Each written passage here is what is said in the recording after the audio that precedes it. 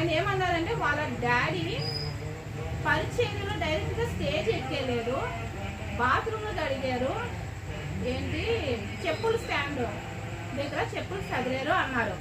నేను అనుకున్నా, ఓహో ఆయన చెప్పింది తప్పు కాదు, ఓకే బ్రదర్, ఏంటంటే దేవుడు అలా నడిపించా బాత్రూమ్ కడిగి చెప్పులు వేసే దగ్గర కానీ ఆయన పరిచయం అయింది, అలాగే దేవుడు అలా నడిపించాడు. అప్పుడు మా డాడీ వాక్యం చెప్పారు అని చెప్పేసి అన్నారు. నేను విన్నాను అది. అన్నప్పుడు మీరు చాలా మంది డైరెక్ట్గా స్టేజ్ ఎక్కేస్తారు, డైరెక్ట్గా వాక్యాలు చెప్పేస్తారు, అది ఇది అని చెప్పేసి అంటున్నారు. దేవుడు అందరినీ ఒకే రీతిగా ప్రేమించారు కదా.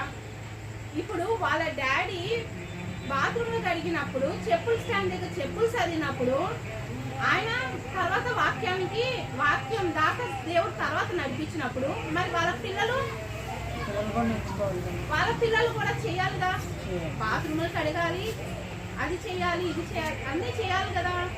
మరి వాళ్ళ డాడీ గురించి చెప్పినప్పుడు వాళ్ళు ఎందుకు చేయరు? డైరెక్ట్ గా స్టేజ్ ఎక్కించి వాళ్ళు వాక్యాలు ఎలా చెప్తున్నారు? చాలా మంది అదే క్వశ్చన్ గా అందరూ వెనక్కి లాగుతారు. మీరు డైరెక్ట్ గా వాక్యాలు ఎలా చెప్తారు? మీరు డైరెక్ట్ గా పాటలు ఎలా పాడతారు?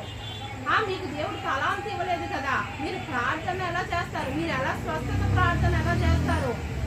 ఎంతో మంది అలాగా వెనక్కి లాగే వాళ్ళు ఉంటారు. కానీ దేవుడి ఒక పనిలో మనం ఎంతమంది వెనక్కి లాగినా సరే నిన్న నేడు ఏకరీతిగా ఉన్న దేవుడు కాబట్టి ఎప్పుడు కూడా మన చెయ్యి విడిచిపెట్టడు, ఎప్పుడు కూడా విడిచిపెట్టడు.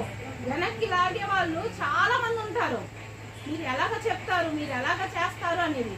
ఇప్పుడు ఒకవేళ మనం ఆలోచించేసి డైరెక్ట్ గా స్టేజ్ ఎక్కిసినా మన జ్ఞానాన్ని బట్టి మనం స్టేజ్ ఎక్కిసామనుకోండి, అక్కడ నిలబడగలుగుతామా? బెబ్బేనే వస్తుంది కదా.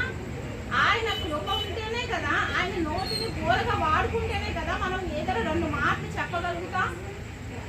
మనం డైరెక్ట్ గా స్టేజ్ ఎక్కాం. మీరు డైరెక్ట్ గా స్టేజ్ ఎక్కగా స్టేజ్ ఎక్కడం గొప్పది కాదు, స్టేజ్ ఎక్కేసి చెప్పడం కాదు, అది నడిపింపు ఉంటేనే చెప్పగలుగుతారు ఎవరైనా.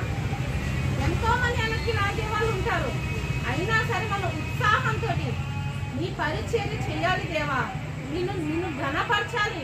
నేను ఏ స్థలంలో ఉన్నా, నాకు ఏ జ్ఞానం లేదు, నాకు ఏ అర్హత లేదు, నేను ఉట్టిదాన్ని మట్టిదాన్ని, అసలు నాకు ఒక మాట రాదు పలకడం అని ఆయన పాదాల చెంత చేరాలి. నలుగురికి చెప్పినా నలుగురికి చేసినా ఎంకరేజ్ చేసేవాళ్ళు చాలా తక్కువ ఉంటారు, డిస్కరేజ్ చేసేవాళ్ళు చాలా మంది ఉంటారు.